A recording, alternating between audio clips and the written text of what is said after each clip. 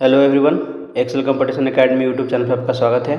BPSC TRE ने जो Bihar secondary teacher कक्षा 9 से 10 के लिए 26 अगस्त 2023 को जो एग्ज़ाम लिया था सामान्य अध्ययन और हिंदी प्रश्न का, तो उसका कंप्लीट सोल्यूशन देखेंगे। मैं बता दूं कि इसमें टोटल 120 प्रश्न होंगे, जिसमें से 40 प्रश्न जीके और जीएस के और 80 प्रश्न जो होंगे वो हिंदी के होंगे। यदि किसी ने इंग्लिश चुना है तो 80 प्रश्न उनको इंग्लिश के मिलेंगे। यदि किसी ने मैथ चुना है तो 80 प्रश्न उसको मैथ के मिलेंगे।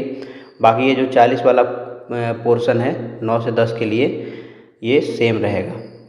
तो चलिए शुरू करते हैं। हमारा पहला पार्ट होगा जनरल स्टडीज़ का।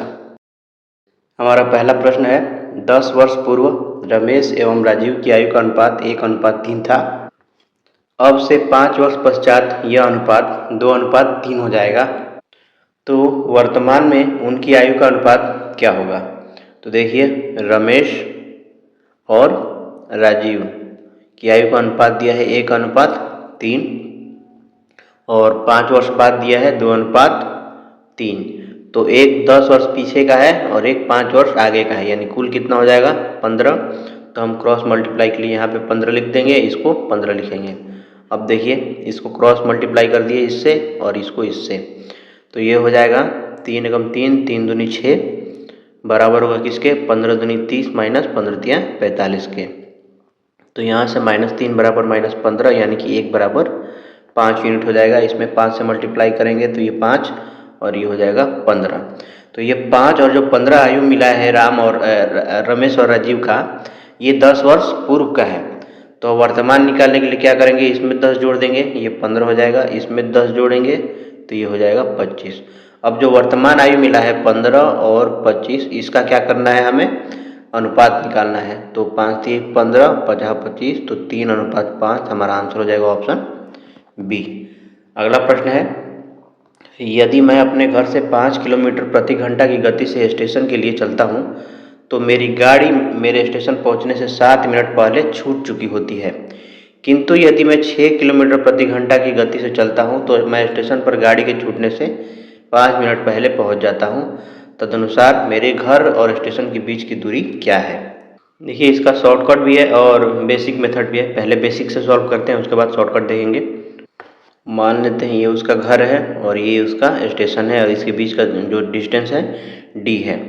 तो डी डिस्टेंस को 5 किलोमीटर से जब चल रहा है तो उसको गाड़ी स्टेशन पहुंचने से 7 मिनट पहले छूट चुकी होती है, यानी कि उसको जो गाड़ी पकड़ने के लिए जो समय चाहिए टी, उसमें वो क्या कर रहा है, 7 मिनट ज़्यादा ले रहा है, जिसकी वजह से ट्रेन छूट जा रही है।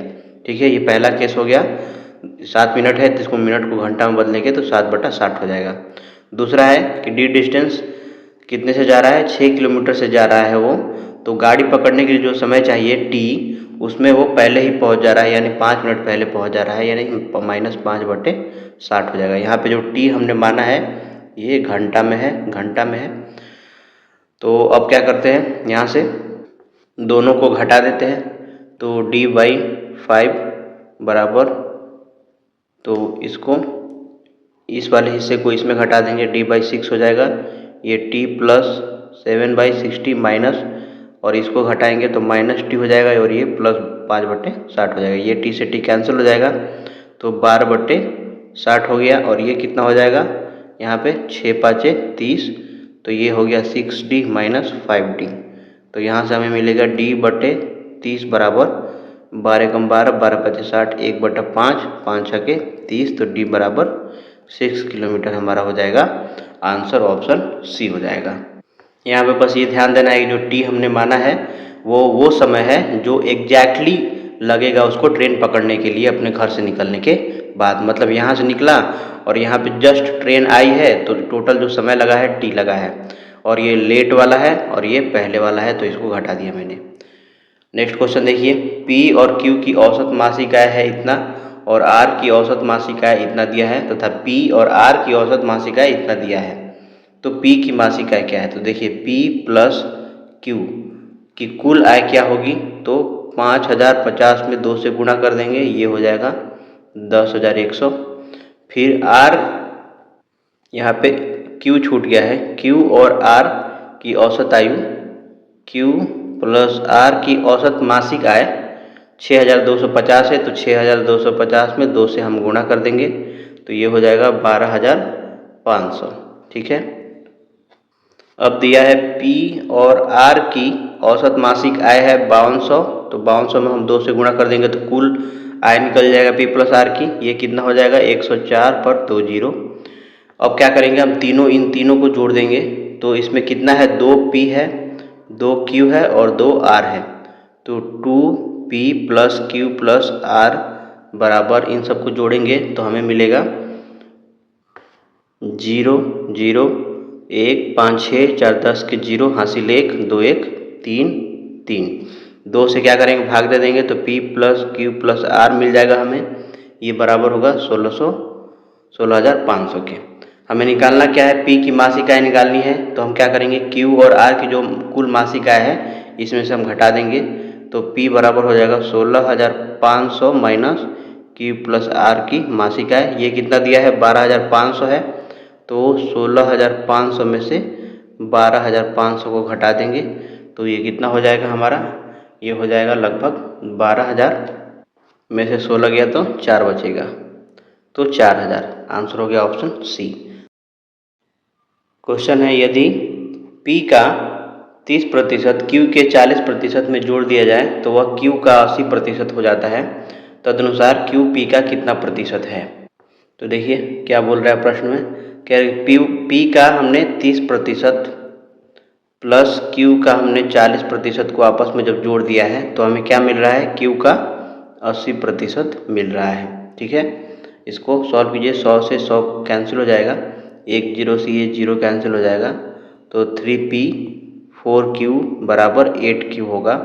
इसको लिखेंगे 3p बराबर 4q, तो p बाई q कितना हो जाएगा 4/3, q बाई p लिखेंगे तो ये हो जाएगा 3/4। हमें निकालना क्या है, q p का कितना प्रतिशत है, तो q जो है p का 3/4 है, यानी कि 3/4 गुने हम क्या करेंगे 100 से मल्टीप्लाई कर देंगे, तो 25 चौके से 25 3 75% है, तो हमारा आंसर क्या हो जाएगा ऑप्शन सी हो जाएगा।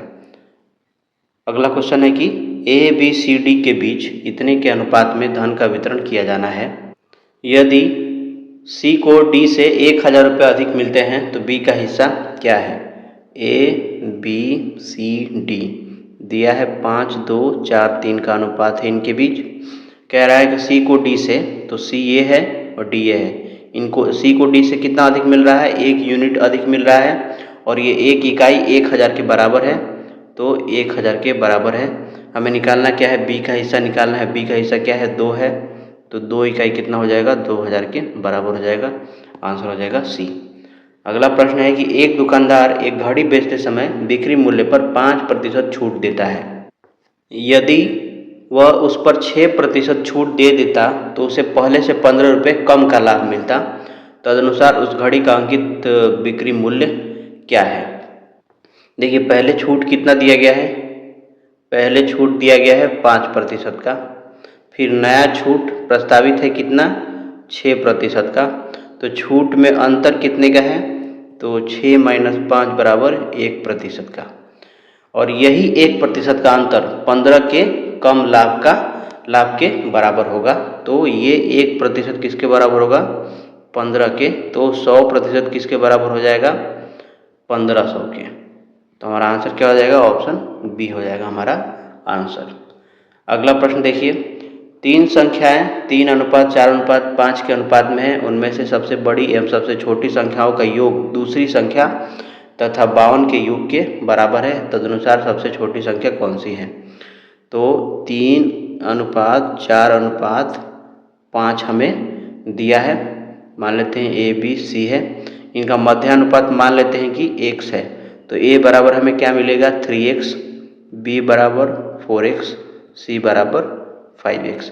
अब कह रहा है कि सबसे बड़ी एवं सबसे छोटी संख्या का योग, तो 3x प्लस 5x का योग दूसरी संख्या तथा 52 के योग के बराबर है। दूसरी संख्या क्या है 4x प्लस 52 के योग के बराबर है, तो यहाँ से 8x और ये -4x बराबर 52, तो हमें मिलेगा 4x बराबर 52, तो x बराबर कितना होगा 13 हो जाएगा। तदनुसार सबसे छोटी संख्या कौन सी है, तो छोटी संख्या a है, तो a बराबर 3 गुने 13 यानी कि 39 हमारा हो जाएगा आंसर ऑप्शन बी।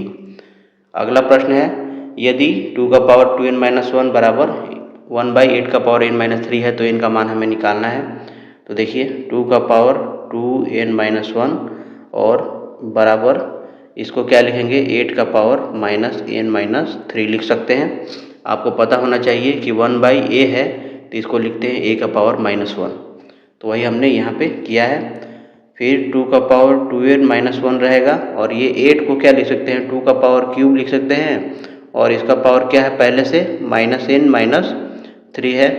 फिर 2 का पावर 2n-1 और ये 3 क्या होगा, इससे मल्टीप्लाई हो जाएगा। आपको याद रखना है फॉर्मूला, x का पावर a है, बाहर b है तो x का पावर a b हो जाता है, ठीक है।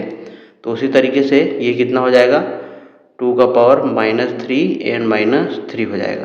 क्योंकि बेस बराबर है तो घातांक भी बराबर होगा, यानी कि 2n-1 बराबर -3n-3 बराबर होगा। यहाँ से 2n-1 बराबर -3n + 9, तो यहाँ से ये हो जाएगा 5n बराबर 10, तो n बराबर हमें क्या मिल गया, 2, तो हमारा आंसर हो जाएगा ऑप्शन बी। अगला प्रश्न है, निम्नलिखित में से कौन सा फोटो इलेक्ट्रिक उपकरण डिजिटल अनुप्रयोगों के लिए सबसे उपयुक्त है। तो इसका आंसर होगा option C, photo diode. Photo diode प्रकाश ऊर्जा को विद्युत धारा में बहुत तेज़ी से बदलता है। इसका जो रिस्पांस टाइम है नैनो सेकेंड में होता है, जो इसे digital logic circuit, optical fibre संचार और डिजिटल कन्वर्टर्स के लिए सबसे उपयुक्त बनाता है। यहाँ पे जो फोटोवोल्टेइक सेल है इसका उपयोग मुख्य रूप से सौर ऊर्जा बनाने में होता है। नेक्स्ट क्वेश्चन देखिए कि किसी विखंडनीय द्रव्य का क्रांतिक द्रव्यमान क्या होगा। तो ये न्यूक्लियर फिजिक्स नाभिकीय भौतिकी से प्रश्न है। क्रांतिक द्रव्यमान विखंडनीय पदार्थ जैसे कि मान लीजिए यूरेनियम 235 है कि वह न्यूनतम मात्रा होती है। क्रांतिक द्रव्यमान विखंडनीय पदार्थ की वह न्यूनतम मात्रा होती है जो एक निरंतर आत्मनिर्भर नाभिकीय श्रृंखला अभिक्रिया को बनाए रखने के लिए आवश्यक होती है। इससे कम द्रव्यमान होने पर न्यूट्रॉन बाहर निकल जाते हैं और रिएक्शन रुक जाता है। तो हमारा आंसर क्या होगा, ऑप्शन बी होगा। श्रृंखला अभिक्रिया हेतु आवश्यक न्यूनतम द्रव्यमान को हम बोलते हैं क्रांतिक द्रव्यमान।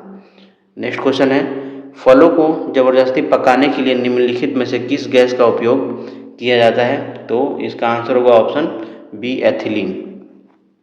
एथिलीन का फॉर्मूला क्या होता है, C2H4 होता है। यह एक प्राकृतिक गैसीय पादप हार्मोन है जो फलों को पकाने के लिए जिम्मेदार है। कृत्रिम रूप से पकाने के लिए भी एथिलीन गैस या एथीफोन का उपयोग किया जाता है, ठीक है। यहाँ पे एक चीज़ याद रखना है कि जो कैल्शियम कार्बाइड का उपयोग करने पर नमी से क्रिया करके एसिटिलीन गैस बनती है जो स्वास्थ्य के लिए हानिकारक है और इस पर प्रतिबंध लगा है। प्रतिबंध के कारण अब एथिलीन को प्राथमिकता दी जाती है। तो हमेशा ध्यान रखना है, एसिटिलीन टिक नहीं करना है, जनरली एथिलीन है। नेक्स्ट क्वेश्चन है, निम्नलिखित में से किसकी ऑक्टेन संख्या 0 है। तो ऑक्टेन स्केल पर मानक के रूप में एन हेप्टेन की ऑक्टेन संख्या को 0 माना गया है और आइसो ऑक्टेन की ऑक्टेन संख्या को 100 माना गया है। तो इसका ऑक्टेन संख्या क्या है, 100 है और इसका क्या है, 0 है। तो 0 पूछ रहा है तो आंसर क्या हो जाएगा, ऑप्शन हमारा हो जाएगा सी।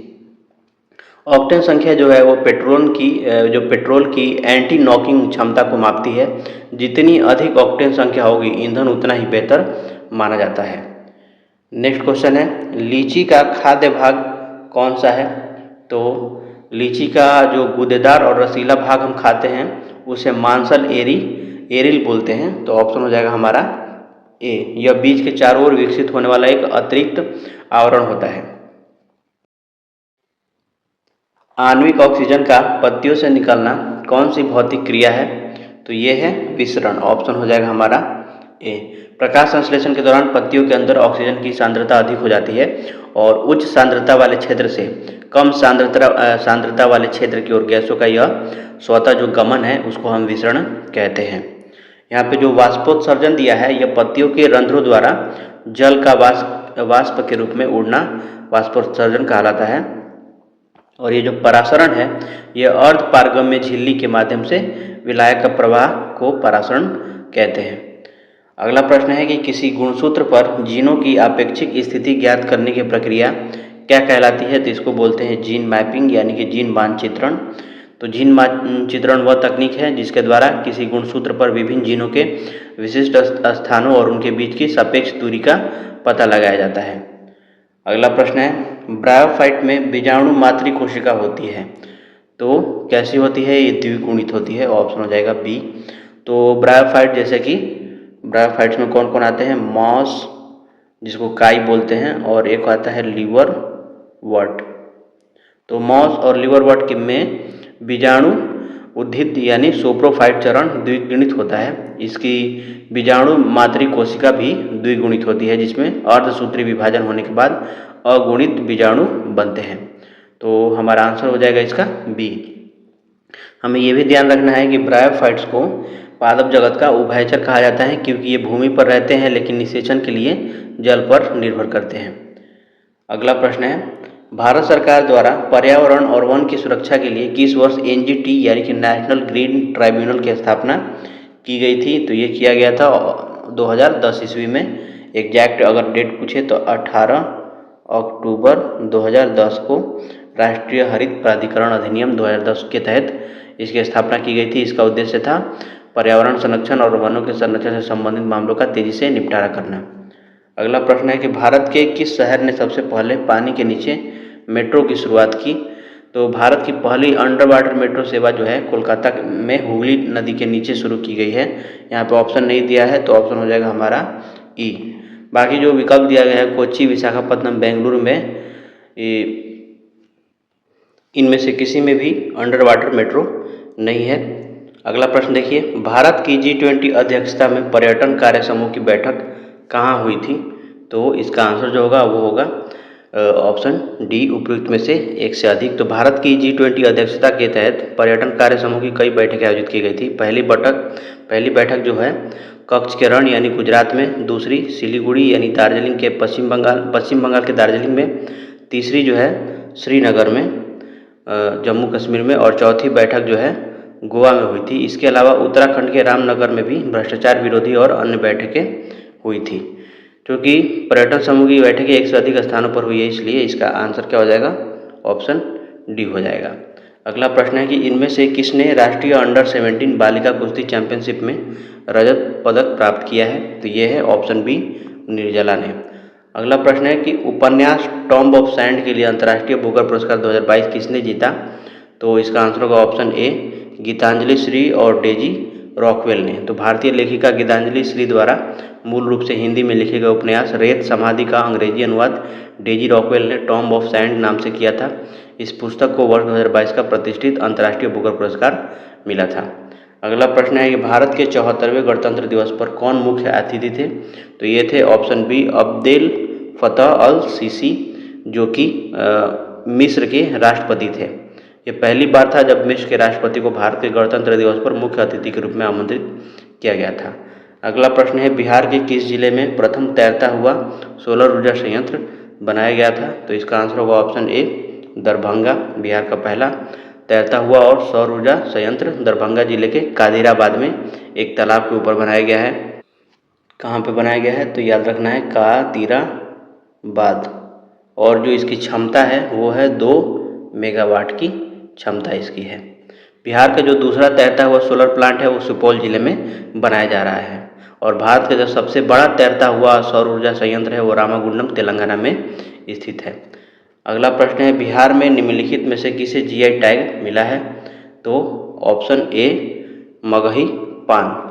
तो मगही पान बिहार का एक प्रसिद्ध उत्पाद है जिसे भौगोलिक संकेत यानी कि जीआई टैग प्राप्त हो चुका है। बासमती चावल मुख्य रूप से उत्तर पश्चिम भारत का है और चंदेरी साड़ी ये जो है ये मध्य प्रदेश की है। तो बिहार के अन्य प्रमुख जीआई टैग को याद रखना है कौन कौन से हैं, मैं यहाँ पे उनका नाम लिख देता हूँ।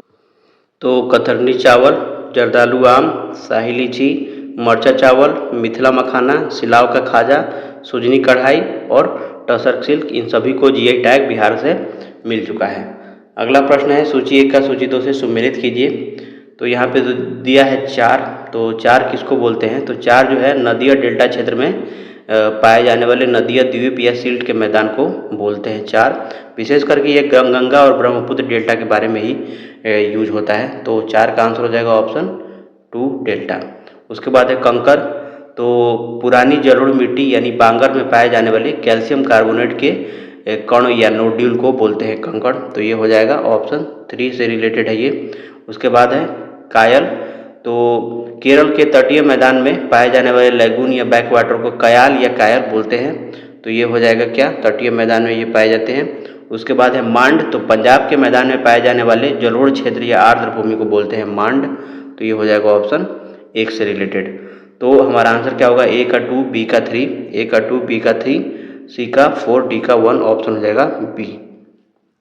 अगला प्रश्न है कि निम्नलिखित में से कौन सी सहायक नदी ब्रह्मपुत्र से उत्तर दिशा से नहीं मिलती है। तो देखिए सुबनसिरी, बेलसिरी और मानस, ये तीनों नदियाँ ब्रह्मपुत्र नदी में उत्तर दिशा यानी कि दाएं तट से आकर मिलती है। प्रश्न में पूछा गया है कि कौन सी नहीं मिलती है। तो चूंकि ये सभी उत्तर से मिलती हैं तो हमारा आंसर क्या हो जाएगा, उपयुक्त में से कोई नहीं, ऑप्शन हमारा हो जाएगा ई। तो दाएं तट से सुबनसिरी, मानस, कामेंग, संकोच, तीस्ता, बेलसिरी, और दक्षिणी तट से जो है वो है दिबांग, उसके बाद है लोहित, धनसिरी और एक है कोपिली। ये है दक्षिण से मिलती हैं आके, ठीक है। दक्षिण का देखिए, मान लीजिए कि ये वाला नॉर्थ ईस्ट वाला एरिया है भारत का और यहाँ से ऐसे ब्रह्मपुत्र नदी बह रही है। तो इधर से मिलने वाली नदियों को बोलते हैं उत्तर दिशा से, और इधर से जो जाके मिलेंगी वो होगी दक्षिण दिशा से मिलने वाली नदियाँ। अगला प्रश्न है कि लिखापानी हिमनद भारत के निम्नलिखित में से किस राज्य में स्थित है। तो ये है अरुणाचल प्रदेश राज्य में चांगलांग जिले में पटकाई बूम पहाड़ियों के पास स्थित है। भारत का सबसे बड़ा जो हिमनद है वो कौन सा है, तो वो है सियाचिन हिमनद। और सिक्किम का सबसे प्रसिद्ध हिमनद कौन है, तो वो है जेमू ग्लेशियर यानी कि जेमू हिमनद, ये ध्यान रखना है। अगला प्रश्न है कि मगध एवं अंग का मैदान किसके हिस्से है। तो बिहार का अधिकांश भाग मध्य गंगा मैदान के अंतर्गत आता है। गंगा नदी बिहार को 2 भागों में बांटती है। दक्षिण बिहार के मैदान में ही मगध का मैदान और अंग का मैदान स्थित है जो मध्य गंगा के मैदान का हिस्सा है। तो हमारा आंसर क्या हो जाएगा, ऑप्शन बी हो जाएगा, मध्य गंगा का मैदान। अगला प्रश्न है कि जलप्रपात और नदी के निम्नलिखित जोड़ों में से कौन सा जोड़ा सही सुमेलित नहीं है। तो देखिए जोग जलप्रपात शरावती नदी पर है, ये बिल्कुल सही सुमेलित है। कपिल धारा जलप्रपात जो है वो नर्मदा नदी पर है, कावेरी पर नहीं, तो ये नर्मदा होगा, यहाँ पे नर्मदा नदी पर है। धुआंधार जलप्रपात जो है ये भी नर्मदा नदी पर है, तो ये भी गलत हो जाएगा, गोदावरी पर नहीं है ये। तो हमारा आंसर चूंकि बी और सी दोनों जोड़े सही सुमेलित नहीं है, इसलिए उत्तर हमारा क्या हो जाएगा, डी, उपयुक्त में से 1 से अधिक नहीं वाला पूछा था, ये ध्यान रखना है। अगला प्रश्न है कि भारत के निम्नलिखित बंदरगाहों को उत्तर से दक्षिण दिशा में व्यवस्थित कीजिए। उत्तर से दक्षिण में हमें व्यवस्थित करना है। तो भारत के पूर्वी तट पर उत्तर से दक्षिण की ओर बढ़ने पर इन बंदरगाहों की जो भौगोलिक स्थिति है वो इस प्रकार से देखिए है। कैसे, पहला आएगा विशाखापत्तनम, तो आंध्र प्रदेश का सबसे उत्तरी प्रमुख बंदरगाह है विशाखापत्तनम। उसके बाद आता है काकीनाडा, तो काकीनाडा आएगा दूसरे नंबर पे। उसके बाद है मछलीपट्टनम, तो ये तीसरे नंबर पे। और चौथा है नागापट्टनम, तो ये नागापट्टनम जो है ये तमिलनाडु में है, आंध्र प्रदेश में नहीं है, तमिलनाडु में है, ये ध्यान रखना है। और इस तमिलनाडु के ऊपर क्या है मैप में, आंध्र प्रदेश है, और आंध्र प्रदेश में पहला विशाखापत्तनम, दूसरा काकीनाडा और तीसरा मछलीपट्टनम है। तो हमारा आंसर क्या हो जाएगा, 4123 हमारा आंसर हो जाएगा। अगला प्रश्न, 1954 में किन 2 देशों के बीच कोसी सिंचाई एवं जल विद्युत परियोजना समझौता हस्ताक्षरित हुआ था। तो भारत और नेपाल के बीच हुआ था, तो ऑप्शन हो जाएगा हमारा सी। ये 25 अप्रैल 1954 को हुआ था भारत सरकार और नेपाल सरकार के बीच एक ऐतिहासिक समझौता। इसका मुख्य उद्देश्य था बाढ़ नियंत्रण, सिंचाई और जल विद्युत उत्पादन करना था। इसी समझौते के तहत नेपाल की सीमा में कोसी बराज जो कि हनुमान नगर में स्थित है का निर्माण हुआ था। अगला प्रश्न है, RL सिंह के वर्गीकरण स्कीम के अनुसार बिहार किस प्रकार के जलवायु प्रदेश में आता है। तो RL सिंह के बारे में ये पूछ रहा है। तो प्रसिद्ध भूगोलवेत्ता RL सिंह के भारत के जलवायु वर्गीकरण के अनुसार बिहार का अधिकांश भाग उपाद्र समकरणकालीन जलवायु प्रदेश के अंतर्गत आता है और यह क्षेत्र आर्द्र और शुष्क महाद्वीपीय जलवायु के बीच एक संक्रमण का कार्य करता है। तो हमारा आंसर क्या हो जाएगा? ऑप्शन बी हो जाएगा। उपाद्र संक्रमणकालीन, सब ह्यूमिड ट्रांजिशनल इसको बोलते हैं। और कोपेन के अनुसार उत्तरी बिहार को CWG में और दक्षिणी बिहार को AW जलवायु क्षेत्र में वर्गीकृत किया गया है। और थॉर्नवेट के अनुसार C-W की श्रेणी में इसको बांटा गया है बिहार की जलवायु को। इसके अलावा आप त्रिवार्था का भी याद रखेंगे। अगला प्रश्न है, भारतीय राष्ट्रीय कांग्रेस के किस अधिवेशन में पूर्ण स्वराज का सिद्धांत गृहीत हुआ था? तो इसका आंसर होगा ऑप्शन बी, लाहौर अधिवेशन 1929। तो दिसंबर 1929 में जवाहरलाल नेहरू की अध्यक्षता में कांग्रेस का जो लाहौर अधिवेशन हुआ था, इसी अधिवेशन में पूर्ण स्वराज का प्रस्ताव पारित किया गया था और 26 जनवरी 1930 को पहला स्वतंत्रता दिवस मनाने का निर्णय लिया गया था। यहाँ पे जो कानपुर अधिवेशन है 1925, इसकी अध्यक्षता सरोजिनी नायडू ने की थी, प्रथम भारतीय महिला अध्यक्ष, ये ध्यान रखना है। और जो कराची अधिवेशन 1931 है, इसकी अध्यक्षता सरदार वल्लभ भाई पटेल ने की थी, जिसमें मौलिक अधिकारों का प्रस्ताव पास हुआ था। अगला प्रश्न है, पंजाब में कूका आंदोलन का प्रारंभिक उद्देश्य क्या था? तो पंजाब में कूका आंदोलन की शुरुआत जो हुई थी 1840 के दशक में भगत जवाहर मल कूका द्वारा पंजाब में की गई थी। इसका प्रारंभिक और मूल उद्देश्य था सिख धर्म में आ गई बुराइयों, अंधविश्वासों और कुरीतियों को दूर कर धर्म को शुद्ध और परिष्कृत करना था। बाद में बाबा राम सिंह के नेतृत्व में यह अंग्रेजों के खिलाफ एक राजनीतिक आंदोलन में बदल गया था। तो हमारा आंसर क्या हो जाएगा? ऑप्शन ए हो जाएगा, सिख धर्म को परिष्कृत करना। 1857 के विद्रोह को किसके द्वारा प्रथम भारतीय स्वतंत्रता संग्राम के रूप में वर्णित किया गया था? तो इसका आंसर जो होगा वो होगा ऑप्शन ए, वी सावरकर। वीर विनायक दामोदर सावरकर ने अपनी प्रसिद्ध पुस्तक में लिखा था the Indian war of independence 1857 में इस विद्रोह को सुनियोजित प्रथम भारतीय स्वतंत्रता संग्राम कहा है। और इसके विपरीत ध्यान रखना है कि RC जो मजुमदार था उसने कहा था कि यह न तो प्रथम है, न ही राष्ट्रीय और न ही स्वतंत्रता संग्राम है। डिजराइली ने भी कहा था कि राष्ट्रीय इस जो ये 1857 के विद्रोह को बोला था ये राष्ट्रीय विद्रोह है। तो ये सब फैक्ट याद रखने हैं। अगला प्रश्न है कि भारतीय किसानों के इतिहास में संगठित असहयोग का प्रथम उदाहरण कहाँ घटित हुआ था? तो इसका आंसर होगा बिहार और बंगाल, ऑप्शन ए हो जाएगा। भारतीय किसानों के इतिहास में संगठित रूप से विद्रोह असहयोग का जो पहला बड़ा उदाहरण था 1859 से 60 का नील विद्रोह था। नील विद्रोह जो कि बंगाल में हुआ था जनरली, जो उस समय बंगाल बिहार संयुक्त रूप से थे, तो बिहार के भी कुछ हिस्से में ये फैला था। यहाँ किसानों ने संगठित होकर नील न उगाने का फैसला किया और अंग्रेजों को लगान देने से मना कर दिया था। इसके बाद 1917 का चंपारण सत्याग्रह संगठित किसान आंदोलन का सबसे बड़ा उदाहरण बना था। तो ऑप्शन हो जाएगा हमारा ए। अगला प्रश्न है, वर्ष 1946 में बनी अंतरिम सरकार में डॉक्टर राजेंद्र प्रसाद के पास कौन सा विभाग था? तो इसका आंसर देखिए क्या होगा। इसका आंसर होगा ऑप्शन सी, खाद्य एवं कृषि विभाग था। 2 सितंबर 1946 को गठित अंतरिम सरकार में बिहार के डॉक्टर राजेंद्र प्रसाद को खाद्य एवं कृषि मंत्री बनाया गया था। रक्षा विभाग बनाया गया था बलदेव सिंह। गृह सूचना एवं प्रसारण विभाग बनाया गया था सरदार वल्लभ भाई पटेल। और वित्त विभाग किसको दिया गया था? तो लियाकत अली खान के पास था। अगला प्रश्न है, गांधी जी को विशेष रूप से चंपारण आने और वहां के कृषकों की दयनीय स्थिति को देखने हेतु किसने अनुग्रह किया था? तो यह प्रश्न बार बार पूछा गया एग्जाम में। इसका आंसर होगा ऑप्शन बी, राजकुमार शुक्ल। तो चंपारण के किसान नेता राजकुमार शुक्ल ने 1916 के कांग्रेस के लखनऊ अधिवेशन में महात्मा गांधी से मुलाकात की थी और उन्हें तिनकठिया प्रथा के तहत नीलह साहबों द्वारा किसानों पर किए जा रहे अत्याचारों के बारे में बताया तथा चंपारण आने का आग्रह किया था। राजकुमार शुक्ल से एक और प्रश्न पूछता है कि इनका गांव, ये कहाँ के निवासी थे? तो ये थे मुरली भरावा या भरावा गांव के निवासी थे। और गांधी जी के चंपारण पहुंचने पर उनका साथ किसने किसने दिया था? तो राजेंद्र प्रसाद, अनुग्रह नारायण सिंह, JB कृपलानी और मौलाना मजहरूल हक जैसे नेताओं ने इस पे शामिल हुए थे, ये फैक्ट याद रखना है। अगला प्रश्न है, मुस्लिम लीग द्वारा किस तिथि को मुक्ति दिवस मनाया गया था?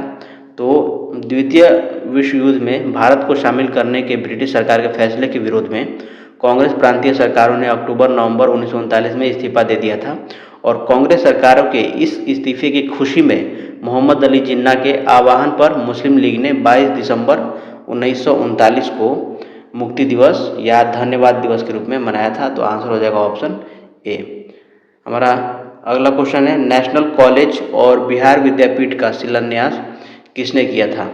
तो असहयोग आंदोलन के दौरान जब छात्रों ने सरकारी कॉलेज का बहिष्कार किया तब उनके लिए पटना में राष्ट्रीय शिक्षण संस्थानों की स्थापना की गई। 6 फरवरी 1921 को महात्मा गांधी ने औपचारिक रूप से बिहार राष्ट्रीय कॉलेज और बिहार विद्यापीठ का उद्घाटन किया था। तो हमारा आंसर हो जाएगा ऑप्शन सी। और इसके साथ ये भी ध्यान रखना है कि बिहार विद्यापीठ के पहले कुलाधिपति कौन थे? मजहरूल हक, और उप कुलाधिपति ब्रजकिशोर प्रसाद बने थे, जबकि डॉक्टर राजेंद्र प्रसाद इसके पहले प्रिंसिपल बने थे यानी प्राचार्य बने थे। तो यहाँ से हमारा सेकंड पार्ट शुरू होता है जिसमें हिंदी के प्रश्न होंगे। ये 41 से लेकर के 120 तक के होंगे।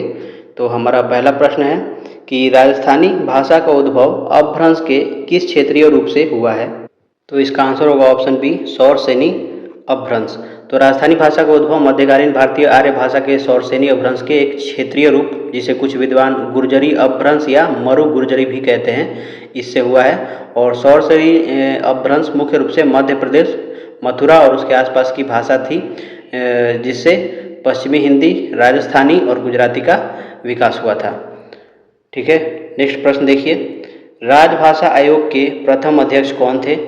तो भारतीय संविधान के अनुच्छेद 344(1) के तहत राष्ट्रपति द्वारा 7 जून 1955 को प्रथम राजभाषा आयोग का गठन किया गया था। इसके प्रथम अध्यक्ष बम्बई प्रांत के पूर्व मुख्यमंत्री बाल गंगाधर खेर यानी बीजी खेर थे और इस आयोग ने अपनी रिपोर्ट 1956 में सौंपी थी। ठीक है, अगला प्रश्न है, निम्नलिखित में से कौन सी बोली पश्चिमी हिंदी की नहीं है? तो विकल्प में 3 बोलियां दी गई हैं, ब्रजभाषा, बांगरू और कन्नौजी। ये पश्चिमी हिंदी उपभाषा वर्ग के अंतर्गत ही आती हैं। चूँकि प्रश्न में पूछा गया है कि कौन सी बोली पश्चिमी हिंदी की नहीं है, तो चूँकि तीनों ही इसकी बोलियां हैं, इसलिए हमारा विकल्प क्या हो जाएगा? ऑप्शन ई हो जाएगा। अगला प्रश्न है, निम्नलिखित में से कौन सा क्षेत्र खड़ी बोली का नहीं है? खड़ी बोली का नहीं है ये पूछ रहा है। तो खड़ी बोली यानी कौरवी मुख्य रूप से मेरठ, सहारनपुर, मुजफ्फरनगर, मुरादाबाद, रामपुर, बिजनौर और देहरादून के मैदानी भागों में बोली जाती है। बरेली क्षेत्र मुख्य रूप से कन्नौजी उपभाषा या कन्नौजी बोली का क्षेत्र है। कुछ भागों में ब्रज का भी प्रभाव है, अतः बरेली जो है खड़ी बोली का ये मुख्य क्षेत्र नहीं होगा। तो ऑप्शन हमारा हो जाएगा सी। नेक्स्ट प्रश्न है, निम्नलिखित बोलियों को उनके क्षेत्र के साथ सुमेलित कीजिए तथा सही कूट का चयन कीजिए। तो देखिए यहाँ पे अवधी दिया है। अवधी जो है ये पूर्वी हिंदी की बोली है और इलाहाबाद इसका प्रमुख क्षेत्र है। उसके बाद बुंदेली, तो बुंदेली पश्चिमी हिंदी की बोली है जो बुंदेलखंड, झांसी, जालौन आदि में बोली जाती है। तो ये ऑप्शन हो जाएगा हमारा 1। ब्रजभाषा जो है, ब्रजभाषा का मुख्य सांस्कृतिक और ऐतिहासिक केंद्र मथुरा और वृंदावन है, तो इसका ये हो जाएगा 4। छत्तीसगढ़ी पूर्वी हिंदी की बोली है जो छत्तीसगढ़ के बिलासपुर, रायपुर आदि में बोली जाती है, तो ऑप्शन हो जाएगा हमारा 2। तो हमारा आंसर क्या हुआ? ए का 2, बी का 3, सी का 1 और डी का 4। तो ऑप्शन हो जाएगा बी। नेक्स्ट क्वेश्चन है, हिंदी भाषा के विकास के लिए विशेष निर्देश भारत के संविधान के किस अनुच्छेद में है? तो भारतीय संविधान के भाग 17 और अनुच्छेद जो है 351 में स्पष्ट रूप से हिंदी भाषा के विकास के लिए निर्देश दिए गए हैं। इसमें कहा गया है कि संघ का यह कर्तव्य होगा कि वह हिंदी भाषा का प्रसार बढ़ाए, उसका विकास करे, ताकि वह भारत की सामाजिक संस्कृति के सभी तत्वों की अभिव्यक्ति का माध्यम बन सके। तो हमारा आंसर क्या हो गया? ऑप्शन ए हो जाएगा, अनुच्छेद 351। इसमें राजभाषा के लिए पूरा जो अनुच्छेद है 343 से लेकर के 351 तक राजभाषा के संबंध में प्रावधान है। ये 349 जो है इसमें भाषा से संबंधित कुछ विधियाँ अधिनियमित करने के लिए विशेष प्रक्रिया का उल्लेख किया गया है। अगला प्रश्न है कि अब तक की जानकारी के अनुसार हिंदी भाषा में हिंदी साहित्य के इतिहास लेखन का सबसे पहला प्रयास किस विद्वान का है? तो यहाँ हिंदी भाषा में इतिहास लेखन का पहला प्रश्न पूछा गया है। हिंदी भाषा में लिखा गया पहला इतिहास ग्रंथ शिव सिंह सरोज, जो कि 1883 ईस्वी के है, जिसके लेखक शिव सिंह सेंगर हैं। तो यहाँ पे जो हमारा आंसर होगा ऑप्शन हो जाएगा ऑप्शन बी, शिव सिंह सेंगर। यहाँ पे जॉर्ज ग्रियर्सन जो दिया है, ये the modern vernacular literature of Hindustan, ये 1888 के लेखक ग्रियर्सन थे, जो अंग्रेजी में लिखा गया था और इसे सच्चा प्रथम इतिहास ग्रंथ माना जाता है। नेक्स्ट क्वेश्चन है, चित्रवृत्तियों की परंपरा को परखते हुए साहित्य परंपरा के साथ सामंजस्य दिखाना ही साहित्य का इतिहास कहलाता है। यह विचार किस विद्वान का है? तो यह विचार है आचार्य रामचंद्र शुक्ल का है। नेक्स्ट क्वेश्चन है, मित्र बंधु द्वारा लिखित हिंदी नवरत्न में इनमें से किस कवि को स्थान नहीं मिला है? मिश्र बंधु द्वारा लिखित, तो इसका आंसर होगा ऑप्शन सी, मलिक मोहम्मद जायसी। तो मिश्र बंधु कौन थे? तो गणेश बिहारी, श्याम बिहारी और सुखदेव बिहारी मिश्रा ने 1910 में हिंदी नवरत्न नामक आलोचनात्मक ग्रंथ लिखा। इसमें उन्होंने हिंदी के 9 श्रेष्ठ कवियों को स्थान दिया, जिसमें मलिक मोहम्मद जायसी शामिल नहीं थे। इसमें कौन कौन शामिल थे? तो गोस्वामी तुलसीदास, सूरदास, महाकवि देव, बिहारीलाल, भूषण, मतीराम, कबीरदास, चंद्रबरदई और भारतेंदु हरिश्चंद्र इसमें शामिल थे, लेकिन मलिक मोहम्मद जायसी शामिल नहीं थे। अगला है, पंडित विश्वनाथ प्रसाद मिश्र ने उत्तर मध्यकाल को किस नाम से अभिहित किया है? तो रामचंद्र शुक्ल ने जिसे रीतिकाल या उत्तर मध्यकाल कहा था, उसे पंडित विश्वनाथ प्रसाद मिश्र ने श्रृंगार काल नाम देना अधिक उपयुक्त समझा था। उनका तर्क था कि इस काल की मुख्य प्रवृत्ति रीति कथन न होकर श्रृंगार रस की प्रधानता थी। नेक्स्ट क्वेश्चन है, भारतीय पत्रकारिता का पितामह किसे माना जाता है? तो भारतीय पत्रकारिता का पितामह माना जाता है जेम्स अगस्टस हिकी को। ऑप्शन ए हो जाएगा। इन्होंने 29 जनवरी 1780 को भारत का पहला समाचार पत्र बंगाल गजट कलकत्ता से अंग्रेजी में प्रकाशित किया था। इसी कारण उन्हें भारतीय पत्रकारिता का जनक कहा जाता है। नेक्स्ट क्वेश्चन है, तात्पर्य यह है कि छायावाद जिस आकांक्षा का परिणाम था, उसका लक्ष्य केवल अभिव्यंजना की रोचक प्रणाली का विकास था। छायावाद के संबंध में यह विचार किस विद्वान का है? तो यह विद्वान है रामचंद्र शुक्ल ने ये कथन दिया था। नेक्स्ट क्वेश्चन है, इनमें से किस जैन कवि को अपभ्रंश का वाल्मीकि कहा जाता है? तो स्वयंभू को, जैन कवि स्वयंभू को अपभ्रंश भाषा का वाल्मीकि और व्यास कहा जाता है। इन्होंने अपभ्रंश में महाकाव्य पौमचर्यु यानी पद्मचरित की रचना की, जो कि राम कथा पर आधारित है। नेक्स्ट क्वेश्चन है, निम्नलिखित दार्शनिक मतों को उनके प्रवर्तक आचार्यों के साथ सुमेलित कीजिए तथा सही कूट का चयन कीजिए। यहाँ पे दिया है विशिष्टाद्वैतवाद, तो ये रामानुजाचार्य ने दिया था, ऑप्शन 2 हो जाएगा इसका। शुद्धाद्वैतवाद, तो ये वल्लभाचार्य जी ने दिया था, तो ये इसका ऑप्शन हो जाएगा 4। अद्वैतवाद, तो ये है शंकराचार्य का। और द्वैताद्वैतवाद जो है वो हो जाएगा निम्बार्काचार्य का। और एक और होता है द्वैतवाद, सिर्फ द्वैतवाद, ये किसका था? तो ये था माधवाचार्य का। ये भी याद रख लेना है, ठीक है। विशिष्टाद्वैतवाद रामानुजाचार्य का, शुद्ध वाला जो था वो वल्लभाचार्य का था। अद्वैतवाद शंकराचार्य का, ये सबको पता है। द्वैताद्वैत निम्बार्काचार्य का। तो हमारा आंसर क्या हो जाएगा? ऑप्शन ए का 3, बी का 2, सी का 4, डी का 1, ऑप्शन बी हो जाएगा हमारा आंसर। अगला प्रश्न है कि प्रगतिवाद केवल साम्यवादी मार्ग को ही अपनाने के लिए विवश है, जबकि प्रगतिशील किसी भी वाद विशेष के आबद्ध नहीं होता। यह विचार किस विद्वान का है? तो यह विचार गणपति चंद्र गुप्त का है, ऑप्शन सी हो जाएगा हमारा राइट आंसर। नेक्स्ट क्वेश्चन देखिए, प्रपद्यवाद के अंतर्गत इनमें से किस रचनाकार का नाम सम्मिलित नहीं है? तो इसका आंसर होगा ऑप्शन बी, नंद किशोर आचार्य। तो प्रपद्यवाद को नकेनवाद भी कहा जाता है। इसका सूत्रपात 1956 ईस्वी में बिहार के 3 कवियों के नाम के प्रथम अक्षरों को मिलाकर हुआ था। वो थे नलीन विलोचन शर्मा, और दूसरा थी केसरी कुमार, और तीसरे थे नरेश मेहता। तो इनका पहला अक्षर नकेनवाद, तो नकेनवाद यहाँ से ये बना है। और ये इस आंदोलन में नंद किशोर आचार्य जो हैं वो शामिल नहीं थे, वे चौथा सप्तक के कवि हैं। ठीक है, नेक्स्ट क्वेश्चन है, शमशेर मूड्स के कवि हैं, किसी विजन के नहीं। यह शमशेर मूड्स के कवि हैं, सॉरी ये मूड्स है, शमशेर मूड्स के कवि हैं, विजन के नहीं। यह कथन किस विद्वान का है? तो ये है मलयज का, ऑप्शन हो जाएगा हमारा ए। तो जो कवि शमशेर हैं, शमशेर बहादुर सिंह, इनकी कविताओं की अंतः प्रकृति और उनकी शैलीगत बुनावट को रेखांकित करते हुए सुप्रसिद्ध आलोचक और डायरी लेखक मलयज ने कहा था कि शमशेर मूड्स के कवि हैं, किसी विजन के नहीं। नेक्स्ट क्वेश्चन देखिए, इनमें से कौन छायावादी कवि अपने रचना काल के अंतिम दौर में प्रगतिवाद के भौतिक दर्शन के साथ साथ अरविंद दर्शन से प्रभावित हुआ?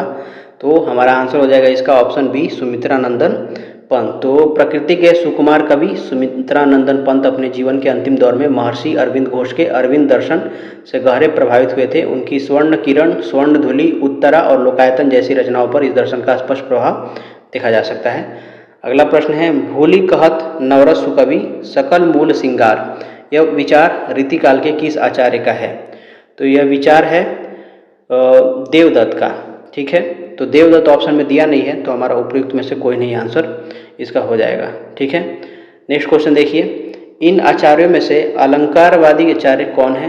तो रीतिकाल के प्रवर्तक कवि केशवदास एक कट्टर अलंकारवादी आचार्य थे, तो हमारा ऑप्शन हो जाएगा सी। उनकी प्रसिद्ध पंक्ति थी, यद्यपि सुजाति सुलक्षणी, सुब्रन सरस सुब्रीत, भूषण बिनु न बिरजाई, कविता बनिता मित।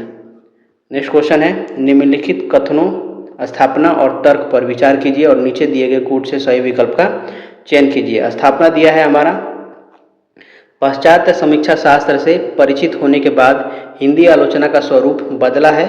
अब कृति के मूल प्रवृत्तियों एवं शाश्वत तत्वों का विवेचन होने लगा है। तो ये बिल्कुल सही है। पाश्चात्य समीक्षा शास्त्र के संपर्क में आने के बाद, विशेषकर भारतेंदु और द्विवेदी युग के बाद, हिंदी आलोचना का क्षितिज विस्तृत हुआ। अब केवल शब्द चमत्कार नहीं बल्कि कृति की मूल प्रवृत्तियों और शाश्वत जीवन मूल्यों की समीक्षा होने लगी है।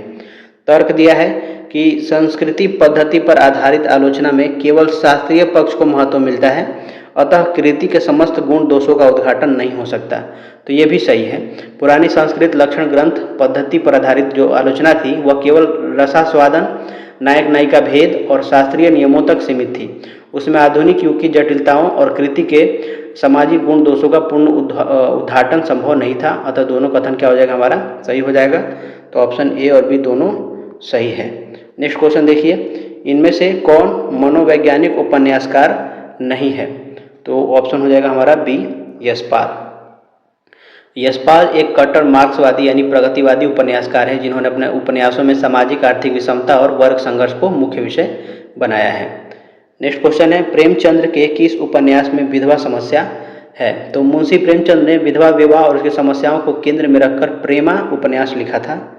प्रेमा 1907 ईस्वी में लिखा था, जिसे बाद में उन्होंने संशोधित करके प्रतिज्ञा जो कि 1929 में प्रकाशित हुआ था, इस नाम से प्रकाशित किया। चूँकि दिए गए विकल्प में गबन, गोदान, रंगभूमि में प्रतिज्ञा या प्रेमा नहीं है, इसलिए हमारा क्या हो जाएगा, आंसर हो जाएगा हमारा ऑप्शन ई, उपयुक्त में से कोई नहीं। ये जो गबन दिया है ये मध्यम वर्गीय समाज की प्रदर्शन प्रियता और आभूषणों की लालसा की समस्या है। गोदान जो है वो कृषक जीवन की त्रासदी, ऋणग्रस्तता और महाजनी सभ्यता का शोषण है। और रंगभूमि जो है वो औद्योगिकरण के दोष, पूंजीवाद और सूरदास नामक अंधे भिखारी का संघर्ष है। नेक्स्ट क्वेश्चन देखिए, जयशंकर प्रसाद के किस नाटक में तलाक और पुनर्विवाह की समस्या है? तो इसका आंसर होगा ऑप्शन बी, ध्रुव स्वामिनी। तो जयशंकर प्रसाद द्वारा रचित अंतिम नाटक ध्रुव स्वामी जो कि 1933 में प्रकाशित हुई थी, इसमें नारी का अस्तित्व, उसके अधिकार, अनमेल विवाह, तलाक और पुनर्विवाह की समस्या को बहुत प्रखरता से उठाया गया है। इस नाटक में ध्रुव स्वामिनी का विवाह अयोग्य शासक रामगुप्त से होता है, जिससे वह मुक्ति पाकर अंत में चंद्रगुप्त से पुनर्विवाह करती है।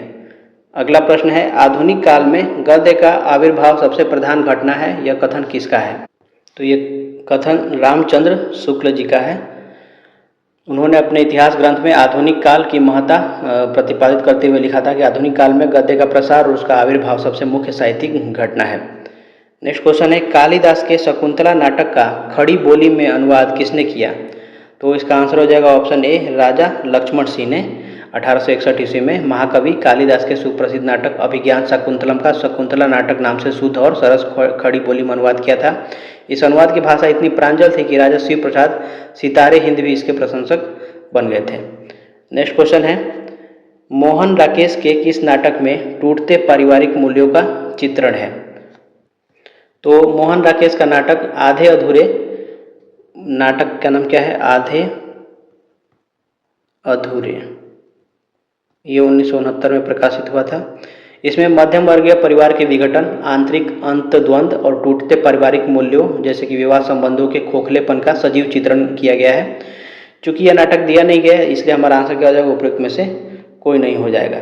यहाँ पे जो दिया है आषाढ़ का एक दिन, तो ये महाकवि कालिदास के अंतद्वंद, सत्ता और सृजन के संघर्ष तथा मल्लिका के निश्चल प्रेम पर आधारित है। लहरों के राजहंस, तो ये बुद्ध के भ्राता नंद और उनकी सुंदरी पत्नी की कथा के माध्यम से आध्यात्मिक और भौतिक सुखों के द्वंद्व को दिखाता है।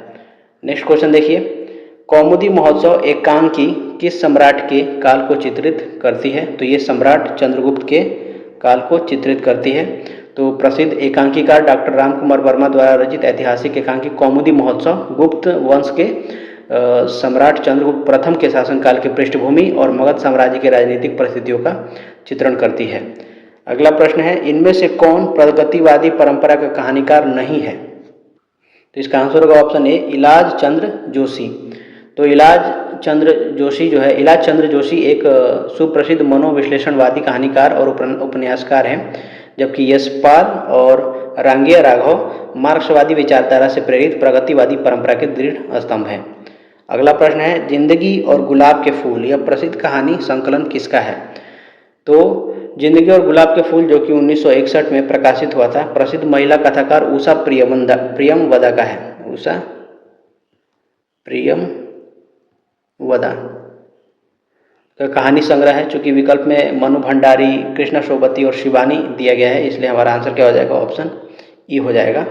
ठीक है, नेक्स्ट क्वेश्चन देखिए, पंडित प्रताप नारायण मिश्र और बाल कृष्ण भट्ट ने हिंदी गद्य साहित्य में वही काम किया जो अंग्रेजी में एडिसन और स्टील ने किया। यह विचार किसका है? तो इसका आंसर होगा ऑप्शन बी, रामचंद्र शुक्ल का है। नेक्स्ट क्वेश्चन देखिए, निर्वैयक्तिकता का सिद्धांत किसका है? तो यह है इलियस, टी.एस. इलियट का है। ऑप्शन सी हो जाएगा हमारा। निर्वैयक्तिकता का मतलब होता है थ्योरी ऑफ इम्पर्सनैलिटी। ये महान आधुनिक समीक्षक टी.एस. इलियट ने प्रतिपादित किया था।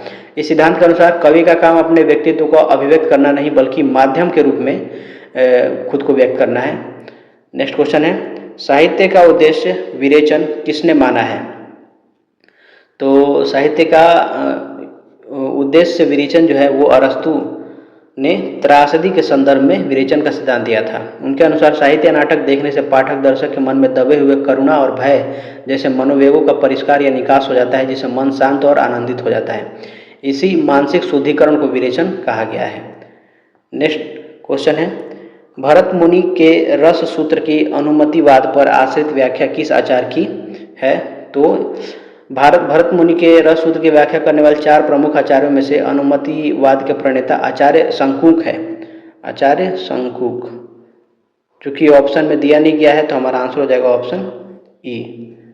ठीक है, नेक्स्ट ये जो भट्ट लोटक है ये उत्पत्तिवाद और आरोपवाद के हैं, दर्शन मीमांसा दर्शन से संबंधित है। उसके बाद यहाँ पे जो भट्टनायक है ये भोक्तिवाद और भोगवाद से संबंधित सिद्धांत से हैं और सांख्य दर्शन के जनक मतलब उससे जुड़े हुए हैं। नेक्स्ट क्वेश्चन है, संस्कृत के किस आचार्य ने विशेषो गुणात्मक सूत्र के आधार पर रीति और गुण में अभेद माना है? तो हमारा आंसर क्या हो जाएगा? काव्य शास्त्र में रीति संप्रदाय के प्रवर्तक आचार्य वामन ने अपने ग्रंथ काव्यालंकार सूत्रवृत्ति में रीति की परिभाषा देते हुए लिखा था कि रीतिरात्मा काव्य, रीति काव्य की आत्मा है। इसके बाद उन्होंने रीति और गुण के संबंध को जोड़ते हुए विशेष गुणात्मा सूत्र दिया था, जिसका अर्थ है गुणों के कारण ही पदों में जो विषमता आती है वही रीति है। तो हम चूंकि हमारा ऑप्शन इसमें कोई नहीं है, उनका अगर ऑप्शन में दिया होता वामन, आचार्य वामन, तो टिक करते। नेक्स्ट क्वेश्चन है, डॉक्टर नामवर सिंह को उनकी किस आलोचना कृति पर साहित्य अकादमी पुरस्कार मिला है? तो इसका आंसर होगा ऑप्शन सी, कविता के नए प्रतिमान। नेक्स्ट क्वेश्चन है, निम्नलिखित सूचियों को सुमेलित कीजिए तथा सही कूट का चयन कीजिए। तो भरत मुनि सबसे प्राचीन संप्रदाय रस संप्रदाय से जुड़े हुए हैं, तो ये है इसका 4। आनंदवर्धन, तो ये ध्वनि संप्रदाय, ऑप्शन इसका बी का हो जाएगा 1।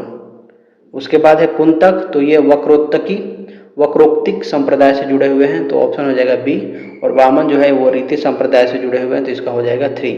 यानी कि ए का 4, बी का 1, सी का 2, डी का 3, तो ऑप्शन बी हो जाएगा हमारा आंसर। नेक्स्ट क्वेश्चन है, क्रोचे के अभिव्यंजनवाद को वक्रोक्तिक सिद्धांत का विलायती संस्करण किसने कहा है? तो आचार्य रामचंद्र शुक्ल ने कहा है। चूंकि ऑप्शन में नहीं दिया गया तो हमारा आंसर हो जाएगा उपयुक्त में से कोई नहीं। नेक्स्ट क्वेश्चन है, स्त्री विमर्श पर आधारित तब्दील निगाहें किस लेखिका की कृति है? तो ये मैत्रेयी पुष्पा की कृति है, तब्दील निगाहें। इनकी आत्मकथा है जो 2 भागों में है, कस्तूरी कुंडल बसे और गुड़िया भीतर गुड़िया। एग्जाम में ये पूछ देता है कभी। नेक्स्ट क्वेश्चन है, दलित साहित्य का सौंदर्य शास्त्र नामक कृति के लेखक कौन है? तो इसके लेखक है ओम प्रकाश वाल्मीकि, तो आंसर भी हो जाएगा। नेक्स्ट क्वेश्चन है कि आदिवासी विमर्श पर आधारित आदिवासियों का संसार नामक पुस्तक के लेखक कौन है? तो इसके लेखक है रमेंद्र नाथ। ऑप्शन में दिया नहीं है, तो हमारा आंसर हो जाएगा ऑप्शन उपयुक्त में से कोई नहीं। नेक्स्ट क्वेश्चन है, संदेश यहाँ मैं नहीं स्वर्ग का लाया, इस भूतल को ही स्वर्ग बनाने आया, उपयुक्त पंक्तियों के रचयिता कौन है? तो इसके रचयिता है राष्ट्रकवि मैथिली शरण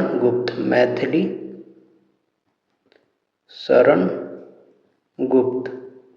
क्योंकि आंसर में हमें नहीं दिया है तो आंसर हम क्या करेंगे, इसको टिक करेंगे। नेक्स्ट क्वेश्चन है, रामधारी से दिनकर को उनकी किस कृति पर भारतीय ज्ञानपीठ पुरस्कार प्राप्त हुआ? तो उर्वशी के लिए मिला था। उर्वशी में पुरूरवा और उर्वशी के माध्यम से सनातन काम, अध्यात्म और प्रेम के दर्शन को उकेरा गया है, और ये 1972 में इन्हें मिला था। रचना जो लिखी गई थी उर्वशी, वो 1961 में प्रकाशित हुई थी। नेक्स्ट क्वेश्चन है, निम्नलिखित में से कौन सा रासो ग्रंथ छंदों का अजायब घर कहलाता है? तो पृथ्वीराज रासो, ऑप्शन बी हो जाएगा हमारा आंसर। नेक्स्ट क्वेश्चन है, कबीर उलटबासियों के विशेषज्ञ माने जाते हैं, इससे पहले उलटबासियाँ किस साहित्य में प्राप्त होती हैं? तो इसका आंसर होगा ऑप्शन सी, सिद्ध साहित्य में। नेक्स्ट क्वेश्चन है, मैथिली शरण गुप्त को राष्ट्रकवि की उपाधि किसने दी? तो मैथिली शरण गुप्त को राष्ट्रकवि की उपाधि महात्मा गांधी ने दी थी। सन 1932 में जब मैथिली शरण गुप्त की प्रसिद्ध कृति साकेत और उससे पहले भारत भारती की राष्ट्रीय चेतना से देश आंदोलित हुआ, तब महात्मा गांधी ने उन्हें स्वतंत्रता आंदोलन में उनके अभूतपूर्व योगदान के लिए राष्ट्रकवि की उपाधि से सम्मानित किया था। नेक्स्ट क्वेश्चन है कि निम्नलिखित कृतियों को उनके रचनाकारों के साथ सुमेलित कीजिए तथा सही कूट का चयन कीजिए। तो पहला है अकाल और उसके बाद, तो यह जन कवि नागार्जुन की केवल 8 पंक्तियों की कालजयी कविता है, तो आंसर हो जाएगा ऑप्शन 4। उसके बाद है कलगी बाजरे की, तो यह प्रयोगवादी काव्य धारा की प्रसिद्ध कविता है जिसमें पुराने उपमानों को नकारा गया है, यह अज्ञेय से संबंधित है, तो इसका हो जाएगा 3। उसके बाद है गीत फरोश, तो उनकी भवानी प्रसाद मिश्र की है, ये भवानी प्रसाद मिश्र की। इसका प्रसिद्ध पंक्ति है, जी हाँ हुजूर मैं गीत बेचता हूँ, मैं तरह तरह के गीत बेचता हूँ। ब्रह्म राक्षस, तो ब्रह्म राक्षस ये मुक्ति बोध से संबंधित है, इन्होंने रचना किया है इसका। यह गजानन माधव मुक्ति बोध की एक लंबी फैंटेसी आधारित मनोवैज्ञानिक कविता है। तो हमारा आंसर क्या हो जाएगा? हमारा आंसर हो जाएगा ए का 4, बी का 3, सी का 2, डी का 1, ऑप्शन बी हो जाएगा। नेक्स्ट क्वेश्चन देखिए, एक आदमी रोटी बेलता है, एक आदमी रोटी खाता है, एक आदमी तीसरा आदमी भी है जो न रोटी बेलता है न रोटी खाता है, उपयुक्त पंक्तियाँ धूमिल की किस कविता से है? तो यह समकालीन हिंदी कविता की सबसे मारक राजनीतिक पंक्तियों में से एक है, जो सुप्रसिद्ध साठोत्तरी कवि सुदामा पांडेय धूमिल की कविता रोटी और संसद से ली गई है। इस कविता में वे आगे पूछते हैं कि मैं पूछता हूँ वह तीसरा आदमी कौन है और मेरे देश की संसद मौन है। चूँकि विकल्पों में नक्सलबाड़ी, मोचीराम और अकाल दर्शन का नाम है, रोटी और संसद का नहीं, इसलिए हमारा आंसर क्या हो जाएगा? ऑप्शन ई हो जाएगा। नेक्स्ट क्वेश्चन है, कमलेश्वर द्वारा रचित कहानी नहीं है, तो इसका आंसर होगा ऑप्शन ए, एक और जिंदगी। एक और जिंदगी कहानी के लेखक हैं मोहन राकेश। अगला प्रश्न है, चंद्रगुप्त नाटक में दृश्यों की कुल संख्या कितनी है? तो चंद्रगुप्त नाटक में दृश्यों की कुल संख्या है 44। ऑप्शन 4 हो जाएगा। यह नाटक जो है 4 अंकों में विभाजित है। प्रथम अंक में 11 दृश्य, दूसरे अंक में 10, तीसरे में 9 और चौथे में 14 दृश्य हैं। क्वेश्चन है, शेखर एक जीवनी उपन्यास के नायक के चरित्र की प्रमुख विशेषता क्या है? तो सच्चिदानंद हीरानंद वात्स्यायन अज्ञेय के सुप्रसिद्ध मनोविश्लेषणवादी उपन्यासकार शेखर एक जीवनी का नायक शेखर एक अत्यंत जटिल चरित्र है। उसके चरित्र में बचपन से ही एक उग्र विद्रोह की भावना जो कि रूढ़ियों और बंधनों के प्रति है, और साथ ही वो अंदर से अत्यंत भावुक और संवेदनशील भी है। तो हमारा आंसर इसमें सिर्फ भावुकता दिया है, तो ऑप्शन हो जाएगा हमारा बी। अगला प्रश्न है, महामाया हजारी प्रसाद द्विवेदी के किस उपन्यास की पात्र है? तो ये है बाण भट्ट की आत्मकथा। तो आचार्य हजारी प्रसाद द्विवेदी के जो क्लासिक उपन्यास है उसका बाण भट्ट की आत्मकथा, जो कि 1946 की एक अत्यंत सशक्त, रहस्यमयी और प्रभावशाली नारी पात्र महामाया है। ऑप्शन हमारा सी हो जाएगा। अगला प्रश्न है, गैंग्रीन कहानी के लेखक कौन है? तो गैंग्रीन कहानी के लेखक प्रयोगवाद के जनक सच्चिदानंद हीरानंद वात्स्यायन यानी अज्ञेय हैं। ऑप्शन में ये दिया नहीं है, तो हमारा आंसर क्या हो जाएगा? ऑप्शन ई हो जाएगा। इसके लेखक का मैं यहाँ पे नाम लिख देता हूँ, सच्चिदानंद हीरानंद वात्स्यायन अज्ञेय। अगला प्रश्न है कि बहुत कम कहानी लिखकर भी सर्वाधिक लोकप्रियता प्राप्त कहानीकार इनमें से कौन है? तो इसका आंसर होगा ऑप्शन बी, चंद्रधर शर्मा गुलेरी। तो पंडित चंद्रधर शर्मा गुलेरी ने अपने पूरे जीवन काल में केवल 3 कहानियाँ लिखी, लेकिन फिर भी वे हिंदी कहानी जगत के अमर हस्ताक्षर बन गए हैं। वे 3 कहानियाँ कौन कौन सी हैं? एक है सुखमय जीवन, जो कि 1911 में प्रकाशित हुआ था। एक था बुद्धू का कांटा, ये 1914 में, और उसने कहा था, ये तीसरा पुस्तक है, ये 1915 में। तो आंसर हो जाएगा बी। नेक्स्ट क्वेश्चन है कि प्रजातंत्र और लोकतंत्र के नाम पर हमारे चारों ओर फलने फूलने वाली राजनीतिक संस्कृति के प्रतिनिधि पात्र वैद्य जी किस उपन्यासकार की सृष्टि हैं? तो इसका आंसर होगा ऑप्शन ई, उपयुक्त में से कोई नहीं। तो स्वतंत्रता के बाद के भारत की भ्रष्ट राजनीति व्यवस्था, ग्राम जीवन के खोखलेपन और शिक्षा व्यवस्था पर करारा व्यंग करने वाले कालजयी उपन्यासकार राग दरबारी के मुख्य धुरी पात्र वैद्य जी हैं, और इस उपन्यास के लेखक हैं श्रीलाल शुक्ल। तो श्रीलाल शुक्ल ऑप्शन में नहीं दिया है, तो हमारा आंसर क्या होगा? ई होगा। अगला प्रश्न है कि अमृतलाल नागर का कौन सा उपन्यास महाकवि सूरदास पर आधारित है? तो हमारा आंसर क्या होगा इसका आंसर होगा ऑप्शन बी, खंजन नयन। ये 1981 में प्रकाशित हुआ था। नेक्स्ट क्वेश्चन है, जिसे संसार दुख कहता है वही कवि के लिए सुख है। धन और ऐश्वर्य, रूप और बल, विद्या और बुद्धि, ये विभूतियाँ चाहे संसार को कितना ही मोहित कर ले, कवि के लिए यहाँ जरा भी आकर्षण नहीं है। यह कथन गोदान के किस पात्र का है? तो ये है मेहता। ऑप्शन ए होगा। तो मुंशी प्रेमचंद्र के उपन्यास गोदान में यह दार्शनिक और वैचारिक विचार विश्वविद्यालय के दर्शन शास्त्र के प्रोफेसर डॉक्टर मेहता का है। नेक्स्ट क्वेश्चन है कि देवसेना जयशंकर प्रसाद की किस नाटक की पात्र है? तो ये स्कंदगुप्त की नाटक की पात्र है। ऑप्शन हो जाएगा हमारा सी। नेक्स्ट क्वेश्चन है कि लघु मानव की महत्ता को किसने प्रतिपादित किया? तो इसका आंसर होगा ऑप्शन बी, विजयदेव नारायण शाही। अगला प्रश्न है, इनमें से किस लेखक के निबंध ललित निबंध विधा के प्रस्थान बिंदु बने? तो ये थे हजारी प्रसाद द्विवेदी। ऑप्शन बी हमारा आंसर हो जाएगा। अगला प्रश्न है, प्रश्न संख्या 1 से 105 तक खंड में नीचे दिए गए गद्यांश से संबंधित प्रश्न दिए गए हैं। सही विकल्प चुनकर उत्तर पत्रक में अंकित कीजिए। तो आप वीडियो को पॉज करके इस गद्यांश को पढ़िए। दिया है, उपयुक्त गद्यांश का सर्वाधिक उपयुक्त शीर्षक क्या होगा? तो गद्यांश को जब ध्यान से पढ़ेंगे तो इससे स्पष्ट होगा कि इसमें 2 मुख्य बिंदुओं पर बल दिया गया है। पहला मानव जीवन और दूसरा अभिव्यक्ति में भाषा का महत्व, और दूसरा जो है राष्ट्रीयता के विकास में भाषा की भूमिका। तो चूंकि विकल्प जो है राष्ट्रीयता और मनुष्य और भाषा का महत्व और अभिव्यक्ति का साधन, ये तीनों ही गद्यांश के मूल भाव से जुड़े हुए हैं। तो जो हमारा आंसर हो जाएगा उपयुक्त में से एक से अधिक ऑप्शन डी हो जाएगा। अगला प्रश्न है कि अभिव्यक्ति शब्द का अर्थ क्या है। तो अभिव्यक्ति शब्द जो है अभि उपसर्ग और व्यक्ति यानी व्यक्त करने की क्रिया से मिलकर बना है। इसका सीधा अर्थ होता है अपने भीतर के भावों, विचारों या कला को बाहर प्रकट करना या सामने रखना। तो हमारा आंसर क्या हो जाएगा, ऑप्शन सी हो जाएगा। गद्यांश में भी कहा गया है कि मनुष्य अपने भावों को भाषा द्वारा प्रकट करते हैं। नेक्स्ट है प्रकट का विलोम शब्द क्या होगा। तो प्रकट का अर्थ होता है जो सामने दृश्यमान हो या प्रत्यक्ष हो। इसका सटीक विलोम शब्द गुप्त यानी कि छिपा हुआ या प्रच्छन्न होता है। तो आंसर हमारा हो जाएगा ऑप्शन ए, गुप्त।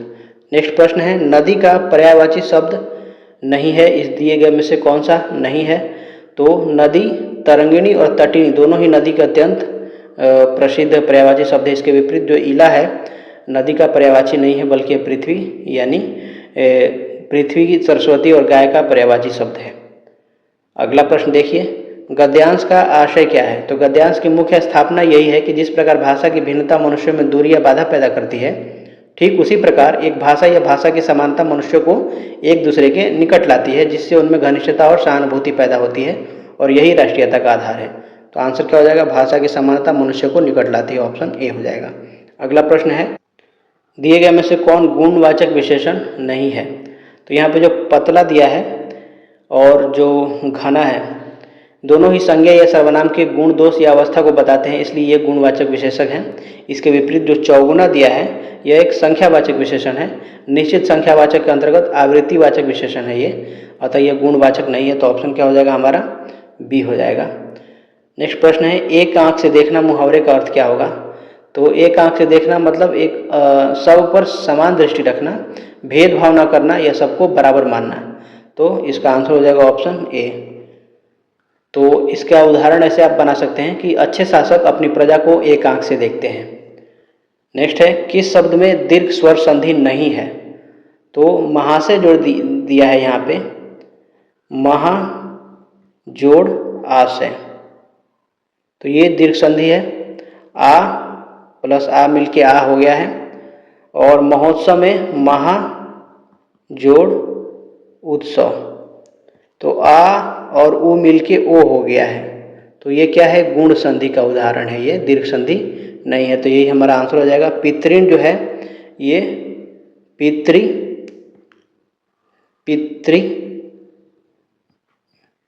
प्लस रीढ़, तो ये भी क्या है, दीर्घ संधि है। ठीक है, ये भी दीर्घ संधि है। तो हमारा आंसर क्या होगा, बी होगा। नेक्स्ट क्वेश्चन देखिए, मैंने रमेश को मारा था वाक्य में भूतकाल का कौन सा भेद है। तो इस वाक्य में मारना भूतकाल में बहुत पहले ही पूरी हो चुका है। ठीक है, और क्रिया के साथ था, थे, थी लगा हुआ है। तो जब क्रिया के समाप्त होने के स्पष्ट समय का बोध हो तो वहाँ पूर्ण भूतकाल होता है। तो हमारा आंसर क्या होगा, ऑप्शन बी होगा, पूर्ण भूतकाल।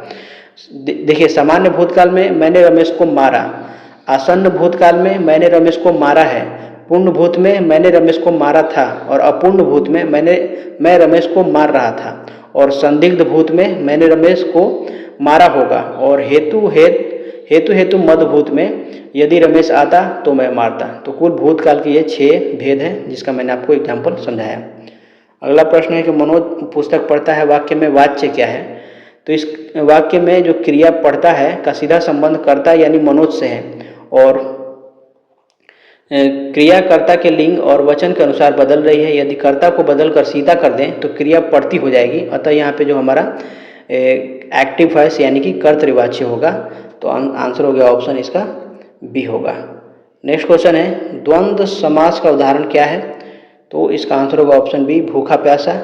तो भूखा प्यासा मतलब भूखा और प्यासा में दोनों पद प्रधान है और दोनों के बीच योजक चिन्ह डैश लगा है जो विग्रह करने पर और में बदल जाता है। तो यह द्वंद्व समास है। यहाँ पे जो प्रतिदिन दिया है ये अवयवी भाव समास है, या इसमें प्रथम पद प्रति यानी अवयव है या उपसर्ग है, और जो बेकाम दिया है ये भी अवयवी भाव समास है। प्रथम पद बे जो है ये विदेशी उपसर्ग है। नेक्स्ट क्वेश्चन देखिए, शुद्ध वर्तनी इसमें से कौन है। तो पैतृक जो है ये सबसे पूर्णतः शुद्ध वर्तनी है। पितृ जोड़ प्लस इक प्रत्यय मिलने पर पैतृक बनता है। साम्राज्य जो है ये अशुद्ध है, साम्राज्य होता है, साम्राज्य, सा में आ की मात्रा होती है। और जो श्राप दिया है ये भी अशुद्ध तद्भव रूप है, शुद्ध मानक जो वर्तनी होगा वो होगा शाप। तो हमारा आंसर हो गया सी। नेक्स्ट क्वेश्चन है चट मंगनी पट ब्याह लोकोक्ति का अर्थ क्या है? तो इस लोकोक्ति का लाक्षणिक अर्थ होता है कि किसी कार्य का विचार आते ही उसे बिना किसी देरी के तुरंत या तत्काल पूर्ण कर लेना। विवाह यहाँ पे केवल एक संदर्भ है, परंतु इसका व्यापक अर्थ किसी भी कार्य के तुरंत संपन्न होने से है। तो हमारा आंसर क्या हो जाएगा? ऑप्शन सी हो जाएगा। नेक्स्ट है कि अनल अनिल श्रुति सम भिन्नार्थक शब्दों के अर्थ क्या हैं? तो इसका अर्थ है अनल का मतलब होता है अग्नि और अनिल का मतलब होता है हवा। तो आंसर हो जाएगा अग्नि और वायु, ऑप्शन ए।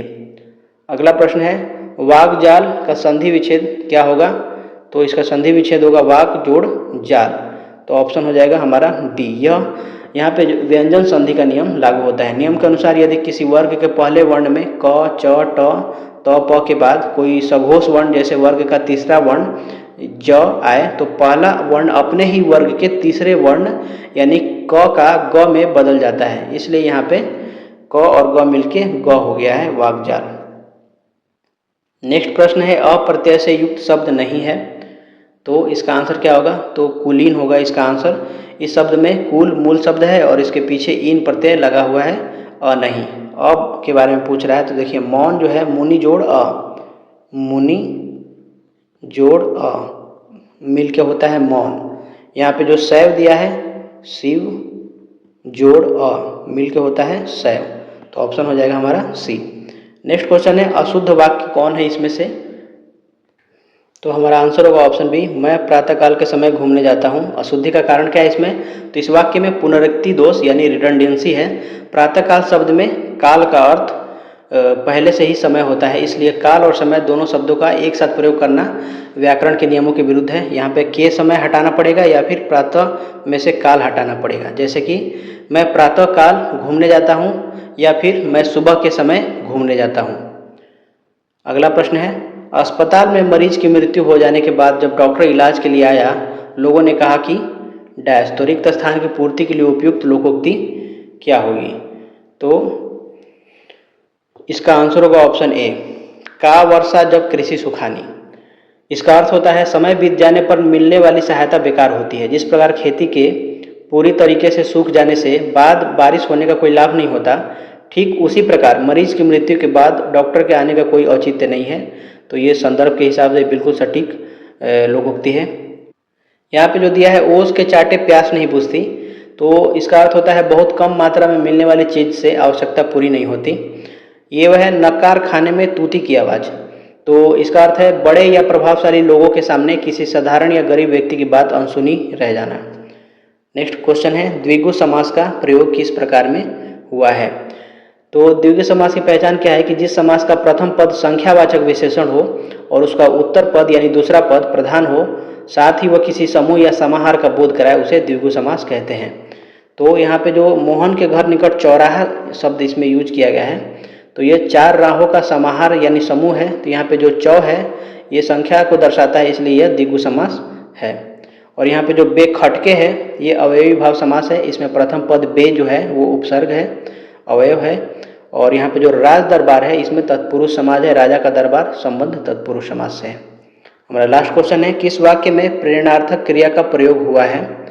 तो प्रेरणार्थक क्रिया किसे कहते हैं? जब कर्ता स्वयं कार्य न करके किसी दूसरे को कार्य करने की प्रेरणा देता है या किसी दूसरे से कार्य करवाता है तो वहाँ प्रेरणार्थक क्रिया होती है। इस वाक्य में जो पिता है, आप देखिए ऑप्शन बी में, पिता प्रेरक करता है, स्वयं पत्र नहीं लिख रहा बल्कि वो पुत्र से यानी प्रेरित कर्ता को माध्यम बनाकर पत्र लिखवाता है। अतः लिखवाना यहाँ पे एक द्वितीयक प्रेरणार्थक क्रिया है। तो हमारा आंसर क्या हो जाएगा? ऑप्शन बी हो जाएगा।